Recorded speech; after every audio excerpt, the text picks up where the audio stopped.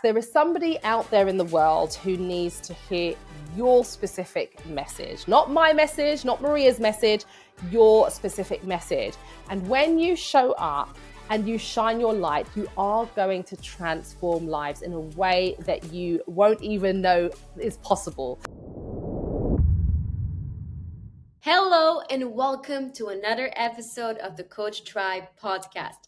Today we have with us Janine, a live video strategist, and I have been waiting for this episode for a long time because I know many of you have requested we talk about live video, about that confidence of on camera, about tech setup, and that's why I brought the best person to tell us more about it. Hello Janine, how are you? I am very well, Maria. Thank you so much for inviting me and for having me on today. I'm really looking forward to today's conversation. Let me ask you, Janine, why should people, in case they're still confused, listen to this episode? What will they get out of it? Well, what I say is that the power in anything that we do is focused on community. This is a community-based educational podcast. And so we need to be listening to this simply because if we want to create community around the content that we're creating, then live video is where it's at. And I'm so excited to be able to share this with you today. So I hope that answered your question. You can tell I'm really excited about this topic. When I'm talking to lots of coaches, I sometimes am still trying to find my words on trying to help them understand why mastering live video skills or getting better at it is so important. Can you tell us why is live video important, especially for coaches and creators? I think what happens is a lot of coaches and creators question why they need to do live video. When you've got short form video content, long form,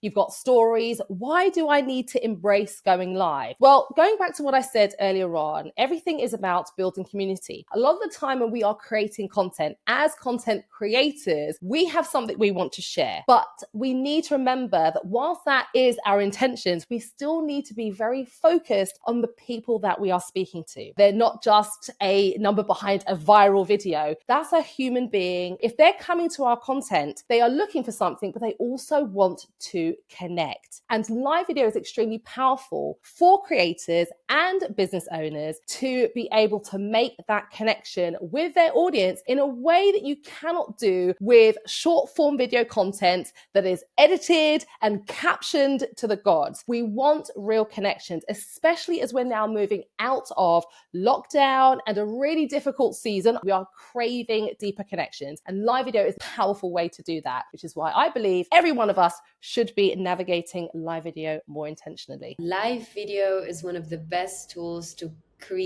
deepen that connection. Absolutely. And at this point, Maria knew she was sold on why she should be mastering those skills, because it's so true. It's a lot about that connection, especially when there's so much noise out there. Yes. You know, that live connection is what makes the difference. And maybe later we're going to talk about the fact that maybe going live on social media platforms is actually triggering the algorithm to work in your favor, boost your content even more. So there are also those more technical, strategic aspects behind it. But now, before we get into that, Janine, I want to ask you, how can coaches and creators use live video? Like, what are the things they can do with live video? Is it just, going live on my TikTok or Instagram? Is it maybe webinars? Like, what are we talking about? Well, firstly, what I want to say is that with live video on a foundational level, before you get to launch stage or webinar, when it comes to actually utilizing the tool on a specific platform, there are lots of tools that enable us to be able to make our live streams more dynamic. So for example, if we're talking about Instagram, yes, this is specific for iPhone users at the time of this recording, but you can bring in picture images that make your lives interactive, and you can change from slide to slide. So for example, if you was doing a webinar and you had slides, you can actually do that on Instagram. So we want to think about how to diversify and make our content stand out, because like you've said, there's a lot of noise. So we can utilize third-party tools like, for example, StreamYard or Ecamm, again, to make our live streams more interactive. So what I would say is that take the time to think about how you can utilize live video to make that experience for your audience much more dynamic, much more enjoyable. That's the way you're going to be able to stand out. So whatever platform you're actually on, my suggestion would be look at the live video aspect and how you can utilize the tools and features that they have to make that live stream, as I said, more enjoyable, more impactful. And I guarantee you, if you do that, you're going to start to see a better response to your live video content. Because I think a lot of creators are extremely scared of going live or question its validity because it seems like it's a lot of time, it's a lot of energy. Are people going to watch it? You've got to change your mindset and move away from how you view or produce and create for short form video, which is all about entertainment and reaching a wider audience. But live video is all about the audience and the community that you have. How do I make my relationships, as I said, more intentional with them and diversify the experience they have of our content as a whole so that you can then move them to another stage? So I know I've kind of been a bit long-winded, but essentially what I'm saying is that on a basic foundational level, look at the tools and features. As a business owner, you can utilize, again, as I said, StreamYard, Zoom, create webinars. You can do live launches as well. You can do hot seat coaching, Q&A. Think about how, as I said, you can make that relationship with the audience deeper, but also position yourself as the go-to expert. And again, live video does that in an extremely powerful way. I really do feel passionate about it because I still think it's hugely an underutilized tool because other things have come into the mix as a priority. But essentially, business owners definitely need to leverage this a lot more. So yes, I hope that answers the question. 100%. It even transitions towards the next question, which is, why do you think, it's still underutilized? Why are people reluctant to jump and use this great strategy? I think there's a number of things that go with it. So on a foundational level, I think the whole live aspect still has people feeling quite nervous and anxious, especially business owners and creators that are utilizing their personal brand, their voice as the tool for them to connect with their audience and their clients. With live streaming, you can't edit it out. You cannot take back what you've said. It's real time. So I think a lot of people are scared of that. Also, I think it's the production. I need to have the lighting and the microphones and the setup and all of those things. But initially, you just need to get started. I think people also are worried about the ROI. They feel that, as I said, where people are focused on short form video content, reach, going viral, that's not what live video is for. Live video is for you to deepen the relationship, connection, and trust with the audience you already have. So I think the mindset needs to change, but it's not at the moment. So I think because people are comparing the results of live streaming with short form video content in the sense of the numbers mean or equate to success, when that's not what it's about. It's about saying, what is the purpose of why I'm actually going live? It is to make sure that I am nurturing the relationships with the audience, the community that I already have. So those are some of the things that I think are the reasons why people are still struggling, may not be utilizing live video as much, and because also they don't really understand how to use it as part of their funnel to grow their business, their brand, their products and services. People understand how to go live. It's a simple thing. You pick up your device, you press go live, you start talking. Essentially, that's very easy. But there is a skill set that's required to be able to convert those people to whatever that might be. It might just be converting them to a follower, building them up, taking them along the customer journey to become a super fan, to become a client. But it is a bit of a journey, but it's extremely, as I said, very, very powerful. And I'm waiting for more people to really embrace this tool and see what it can do for their business and their brand. The Code Tribe podcast is powered by Pensight. I want to take this opportunity to tell you more about Pensight and how much value it can provide you and your coaching business. Pensight is an all-in-one platform for coaches and educators that enables you to quickly and easily build a highly credible page and sell your knowledge with one-to-one sessions, group coaching, courses, Q&As, digital products, and bundles. Payments, scheduling, video calling, client communications, and everything else is taken care of. All it takes is 5 minutes to set up, and it's free. It's the smartest way to kickstart your coaching business. Sign up to Pensight today at pensight.com. It's like you're reading my mind, Janine, because You said, you opened the topic of the funnel and knowing where live videos fit in your funnel. And about this, there are people who've already started doing lives and they do it and it is time consuming and they invest time and energy, but they don't really have a strategy. They don't understand what they want out of it. They don't have an idea, a plan. They don't have a goal for it. So this is where I want to ask you, what could be the goals behind our live videos, but how can the goals translate into maybe the structure of our lives, the types of lives we're running? Like, how are we aware of that? Firstly, you mentioned about goals. We have to have an end goal in mind. I say this quite a lot on my live streams. You've got to think about the end goal for yourself, absolutely, but you've got to think about the end goal for your audience. And they're not necessarily going to be ready to buy straight away. They're not. It takes time and people have to have a certain number of exposures. So when it comes to your end goal, yes, our goal as business owners is to convert, is to get a new lead or a new sale. But you've got to think about how you're going to get them to that point. So with your live videos, there absolutely needs to be a structure. There needs to be a structure in the sense of my end goal is to get people to sign up for my group coaching program, or maybe let's just bring it down a notch and just say a digital product or course. So what is that digital product or course about? You're then going to create a series, a live video series that leads them to the specific solution that is in that product or service. So we're going to be talking about the pain points, the issues that your potential clients, your community are having. So making sure that you're consistently doing that series, episode by episode, whether it's 6, whatever it is, and utilize that as a soft launch strategy. So being really intentional in the series, in the topics that you're actually covering, making sure that when you're talking to your audience, you're in that live stream, again, as I said, reiterating the pain points and the fact that you have the solution, but also in a way that is relational. So it's not, hey, buy my stuff. It is that you're going live, you are sharing tips, you're asking them their opinions on the topics, you're asking them, have you experienced this? You're giving examples from your own experiences, from the experiences of your clients or those that you've experienced or come into contact over the years. And then you continually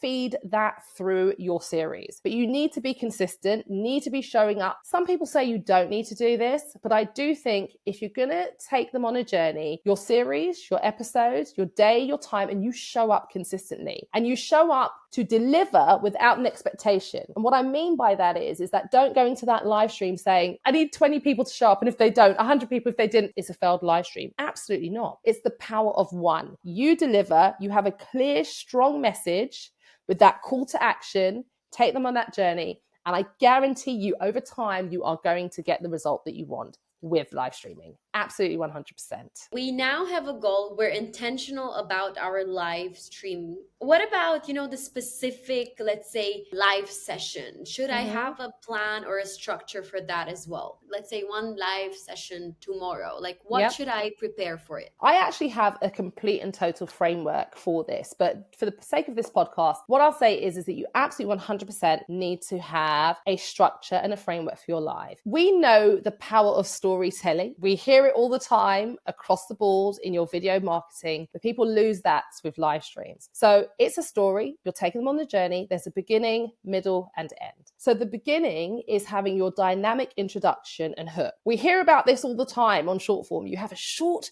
window of time to create an impression, to have that impactful hook. But those very same creators will go on live and will say, I'm just waiting for a few more people to hop on. Where is your dynamic intro? So you need to have that dynamic intro so that you're getting those people that join the live or those that watch on the replay, because the majority of platforms, bar one or two, do allow for a replay on your live. So you want to have that dynamic hook and introduction. You then want to make sure that you're letting your audience know the value proposition from the beginning, who you are, what you do, and the purpose of the live stream, the what's in it for them. This is how you attract them and then you get the retention. So once you've got their attention, you then want to have a structure to your live. So whether it's 3 to 5 points, that's what you want to have. And in between that, whilst you're live, you want to have what I call CTCs and CTAs.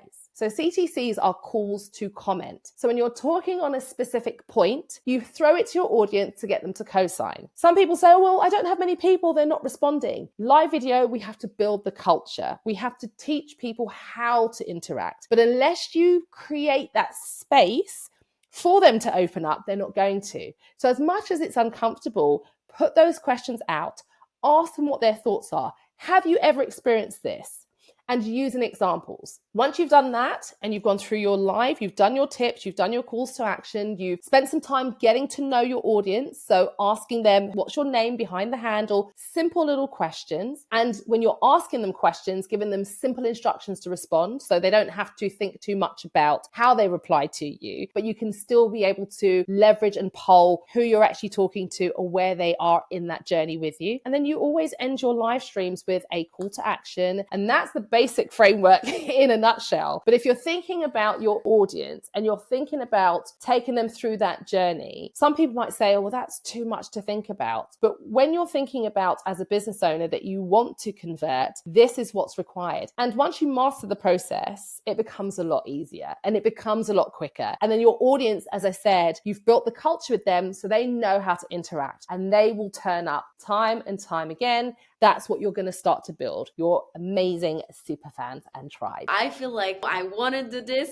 I have this like blueprint. I have to go for it. And I love it that it's so structured and specific because there's no way around it. There are 3 steps. I need to do that, and that. Now, side question, what is a positive closing statement? Positive closing statement is you need to make sure that you've been very clear about the call to action. So if you have something that you want to offer them and you want them to do, join my free community on Facebook or Discord, or I have a tool or a guide that's going to be able to help you with the 3 steps to becoming more confident with going live. And then you have something that you say that is basically, when I say closing statement of inspiration, positive closing statement, it's doing like almost like at the beginning where you have a hook. So thanking your audience for joining, telling them when they can expect you next. And if you have a little saying or a little statement, you could drop it in there at the end and then close out your live. Whatever resonates with you, it's going to resonate with the connection with your audience as well. And yes, it's really, really powerful. And I know you also touched on the importance of engagement, the CTC, call to comments. I love that. Now, I know that's another like very big aspect because let's say we get people to show up, we get people watching, but how do we, first of all, maintain their attention? How do we maybe not get boring? And how do we encourage them, incentivize them to engage with us? So what I always say is that you need to think about it from their perspective. Why should they comment? Why should they engage? Why should they tap the screen, share your live stream? There's no incentive for them. So you have to make sure you're making that very clear. I always say, give something first before you ask something back. So remember when I was saying about the framework, you've done the value proposition. So they know why they're there. So they're ready. You've got them in position to do something. So what I would say is that one of the things I like to do, especially on TikTok, is that when people come into the live stream, I have a segment where I say to them, please let me know where you're coming in from, but also in one line, tell me what it is that you do. And I give them a reason for that. I say to them, you don't know who is actually watching in the live stream. When you're commenting, if you say something of value, somebody who's watching may then take the opportunity to say, oh, Sarah said, I agree with what Sarah said. What is Sarah's a florist. Oh, she's based in my area. Click onto the profile and then there's a connection. And I've had people make connections, collaborate with each other in that format. So doing something as simple as that, you'll see people start typing because ultimately people want to know what's in it for them. So that's something that I would suggest. Another thing is once you've actually given a taster for what they can expect, or for example, you've got into the main structure of your life and you've started to give one tip, you're going into the next tip. Before you do that, you do what I call a reset. So you can either do a reintroduction of yourself, and that's only if you're monitoring your numbers, you're seeing that new people are coming in or more comments are coming in. You can do a reset, reintroducing yourself. Or at that point, you ask for them to do something. And again, you will see people respond. And I know you mentioned some, but can we ask what are maybe other lines that you use or tricks? Like you just said, maybe tap, or like what other lines do you usually use for your lives? To be honest with you, for me, I tend to like to get them to co-sign on what I'm talking about. That's mostly what it is for me. I'm not somebody who will push too early for them to interact. And I do encourage that. I say, don't get in with share, or tap the screen or anything like that, because you've got to give people a reason. So for me, it's always going to be related to what I'm talking about. Do you find it difficult to go live on Instagram? Give me a 1 in the chat and make it simple, or thumbs up or a thumbs down or a particular type type of emoji. And then once people do respond, and I can see, I'll pull a person's handle and then say, Sarah, I am the best. I've seen that you've given me a red apple telling me that you find it difficult to go live. Can you share a little bit more about what specifically? And that's when you'll get people that will start typing out a bit more. So that's the kind of tactics that I tend to use rather than going in with the, can you share this out? Let's get more people in the room. Yeah, that's so old and tired. People don't care to do that. Why should I? So it's all about letting people know that you've seen them as well is a great strategy. And a lot of creators are going live and they're missing that trick. They're just reeling off their information. And I think that if more of them took the time to throw it back to the audience or say, I've seen you, Sarah, I would like to know a bit more about you. And that's what is going through their minds when you're actually bringing them into the conversation. People want to be seen, people want to be heard, and people want to be included. Because you mentioned there, highlight them somehow, like you acknowledge them. Do you ever use the strategy to, after the live, some of the people who commented, connected, you follow up somehow? Maybe you open up a conversation. Is that a strategy, and how should we use it? Absolutely, 100%. That's something that we all should be doing.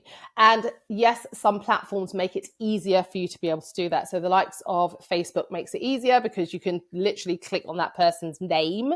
It's a little bit harder with platforms like TikTok or Instagram. But if you actually look at your analytics, you go at the end and you see who's actually been on that live stream, you can just send those individuals, hey, Maria, thank you so much for joining my live stream. If you have any questions about the live, or if you have any suggestions for upcoming shows, please let me know. I would be happy to take that on board. Simple things like that. And what you'll find is that people will say something back, and you can then open up a conversation and find out a bit more about them. And then if you have a resource to offer them, which is a lead, then that's the opportunity to do that. Do you ever offer resources straight into the chat during the live, or do you actually offer it afterwards when you open the conversation? In terms of my free resources, I used to do that, but now I'm a bit more intentional with putting in paid resources. So I have a very, very low ticket resource. So I definitely would say that you can do it in the live, but what I would say is if you've got something that's free, absolutely 100% push that into the live. If it's something that is paid, you have to be a little bit more tentative. So I would suggest that you don't push too much of the hard sell, especially when you're getting started, and take more of the approach to do it at the end of the live stream. Now, I will do something interesting. I will rewind the conversation a bit to the way we started it. When you said people are afraid, people have fears, you have to work on your mindset. And I really wanted to approach a bit this topic because in the end, this is the main maybe blocker, or like especially in the beginning, but also for consistency. It's fear of showing up, of what others will say, showing up to the third live after you've had two with almost no one showing up and just you being alone. Can you tell us a bit about that from your experience? What is blocking people, and how can people overcome those fears? People are stuck with that because they are still, like I mentioned earlier on, I'll just reiterate it now, comparing live streaming with other forms of content. One of the things that you have to remember with live stream is that it's a longer term game, and you have to think about, take yourself out of it. It might sound easier said than done, but you have to focus on the person that you're serving, the power of one, because that one person represents the 1,000, 1 million people. And you never know who is watching. You see, a lot of the time people are really focused on that live stream, but you don't know who's behind the replay. And even, for example, on platforms where like TikTok, but I always say, you go live, let's just use TikTok for an example. You go live on TikTok and you've mentioned you've gone live for the third time, no one's at your live streams, no one's interacting. Well, we forget with TikTok, it goes via the FYP and people can fully consume your live content without clicking into the live and even engaging with that live, meaning you don't know that there may be 1,000 people that are watching. So the point I want to make is that you have to have that mindset of, number one, the person that I'm serving, number two, the end goal that I have, and number three, the power of the replay. You don't know who is behind that view. So you have to show up 100%, whether it's 100, 10,000 times. You keep showing up with your resounding message. I've spoken about this multiple times. In the very early days of me going live, I remember I've been going live consistently on the Periscope app that is no more. A lot of people probably won't even know what that is. Then I moved on to Facebook Live on my business page, and I went live. I was going live consistently, hardly anybody. And one evening I got home, and this is when I was still working my full-time job. Got home, was like, I'm so tired, but I'm going to do the live. Nobody turned up, not one person. And I even referenced it in the live. I was just so fed up. Following day, 300 plus people on the replay. So the point that I'm making is for those that are struggling, switch your mindset and say that there is always somebody watching, and my resounding message is going to hit with the person it needs to reach. And over time, it's going to build momentum, and it's going to do exactly what I want it to do for myself, as well as for those who I am serving. So that's what I would say in a nutshell. I really like, that you bring in the focus on those who we serve, because I Yes. feel like this is another tool that can help us overcome that fear of showing up, because suddenly the focus shifts from you to the audience. You're there to serve them. It's not about you. It's about the way you can help support. And I think that's another way that can really help a difference and help you show up. Yes. Yes, it's transformative, Anyway, I could talk about this all day, but we've only got a certain amount of time. I want now to somehow put together what we said and ask you, what at the end of the day makes a good life? What are some of those elements, when we look at that wide perspective, what are the elements that make a good life? The elements that make a good live is creating that experience, bringing your unique greatness to it. Because the important thing to remember is that what sets us apart from anybody else is us. It's our personality, it's our quirks, it's our messages, it's our experiences as well, and how we actually bring that to the actual live stream to connect with the audience. So I think when you go to your live streams, yes, you want to give a really good detailed live that is very professional and all of that good stuff. But ultimately, that information is only as good as the experience you create. Otherwise, it's like watching paint dry. So really important that obviously that you bring your knowledge and you bring the skill set with it, but you bring your personality to the live stream and you open it up to your community to be able to be involved. And that doesn't necessarily mean them coming onto the screen with you, but really being involved in the process of that live stream. And the best creators that do this very well are those who have built their live streams around their community. So for example, Nick Nimmin, who's a YouTube expert, he does a live stream every Saturday helping small YouTube creators. So it's very, very specific, the messaging. And he allows his audience to be able to ask questions. They have to fill out a form to do that. But you go to his lives, they're like 3 hours long at a minimal, and there's hundreds of people that stay for the entire time. And most of the time, he's just talking through the actual topics, but it's the community that he's actually built. And that's what is powerful when it comes to a live stream. And it doesn't have to be hundreds of people. You can do that with a very small number, but it's about creating that experience through the message that you have and wanting to be really focused on transforming the communities, whatever problem it is that they have. So that's what is the foundations for a really, really good live stream. Got it. And I know you said 3 hours on YouTube, and for everyone listening, don't get scared. You don't. No, please don't. No. That was just an example. That's how long he goes live for. But I'm talking about the fact of the experience of the community. Is there an optimal time for going live, for example, on TikTok or Instagram or Facebook? Is there such a thing as an optimal time? So I know with TikTok, for example, TikTok likes you to go live for a minimum amount of time. So it's a minimum of 30 minutes. And a lot of creators that are TikTok experts will say that the longer that you go live for, the more it gives the opportunity for the live to actually build. Now, when you're starting out, I don't want anyone to be focused on, well, I have to get to 30 minutes or an hour. That's just going to overwhelm you and you're not going to want to turn up and do it. And also you'll be so focused on that you just won't be able to get anywhere near it. So in terms of optimal time, my whole thing is this. You do want to consider time for the live stream to build and for the notification to go out to however far that goes. But also at the same time, you don't want to overwhelm yourself. So when it comes to your live stream, you have your framework and you stick to that. And if that takes you 15 minutes, then that's fine. If it takes you 30 minutes, that's fine. Get started with your framework and stick to that. Be focused on that rather than the time. I personally, for me, my sweet spot is around 20 minutes because I like to make sure that I create a live stream that I can repurpose. So for example, if I want to repurpose it to the likes of YouTube or make it long form video on demand content, it fits very well for that audience, because if it's too long, it won't do that. So I say about 20 minutes. That's more than enough time for your audience to build and for you to say what you need to say. But at the beginning, just do what you can with the framework, and that's enough. So if it's 10 minutes, that's fine. Get yourself used to doing it first and foremost before anything else, before worrying about time and all of these kind of limitations that are put on you. You've got to do 30. No, don't worry about that.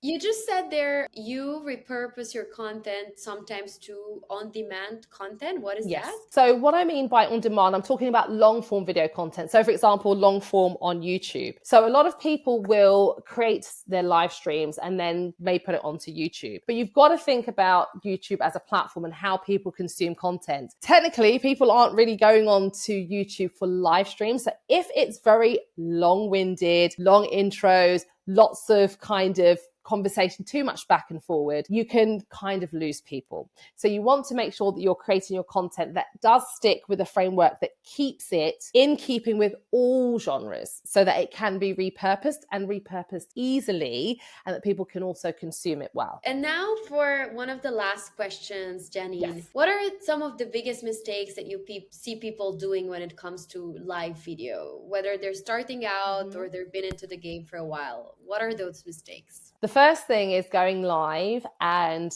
waiting for people to join the live stream. That's a big mistake. And I'll tell you why. Because what you're doing is that you're ignoring your audience both live and also on the replay. Most people do it with the intention to make sure that as many people as possible get the message. That alienates people. Your live audience have come, they're there with you, they're giving their time. We need to honor that straight away and not make them wait. And what we actually tend to do is we lose that audience. It's telling that live audience you're not important. I'm waiting for somebody else to come along, and that you're going to lose people, and you want to manage objections well. Also on the replay, people forget, creators forget that your replay audience are there with you from the minute you went live. So when you clicked live, that's where they join into your replay. So if you're sitting waiting, you're losing those people. And essentially you're potentially losing a huge portion of your customers, and you don't want to do that. Another thing is creators tend to be one directional. I think I touched on that earlier on, where they have their content, they have their agenda, they have their message, which is correct, but it is just spewing the information out to the audience and not bringing them into the conversation, which I mentioned earlier. And creators do that when they go live on their own, but this is particularly bad with the dual lives, where it's guest lives, where there's 2 or more people, because it's just, yes, we're huddling around the campfire talking, but we're not bringing the audience into the conversation. And it's always got to be about the audience. Another thing that I would say is assuming your audience knows what to do. That's a definite no. Tell them, let them know that they can comment, that they can share, that you want to hear back from them, that there's another way for them to connect with you. They can work with you in this way. We assume that they'll know or they'll ask. No, make sure that you're letting them know. That's really, really important. And another mistake I would say is not giving them the what next. So what do you want your audience to do next as a result of this piece of content at the end of your content? And I'm sharing this from my own experiences. This is what I used to do. Okay, bye at the end of it. And your audience are literally like, okay, they're shrugged, their hands up. What do I do next? They're not literally saying that, but on a subconscious level, and off to the next they go.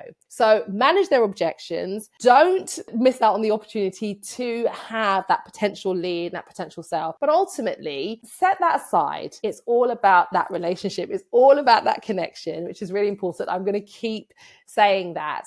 Because as I said, if you build a community around your area of expertise, your topic, you're going to build an audience that really are loyal to you, and they will follow you wherever you go. They will share your content. They will be your super fans. And that is powerful. So, so powerful. So I hope that helped. I cannot think of a better way to end this insightful conversation that we've had. It was such a good way to wrap. So I swear throughout the conversation, you read my mind. You guided the conversation exactly where I wanted to. So it just worked. And I'm so Lovely. happy about it. Thank Now, you. Janine, you helped us so much in understanding so many things about live video.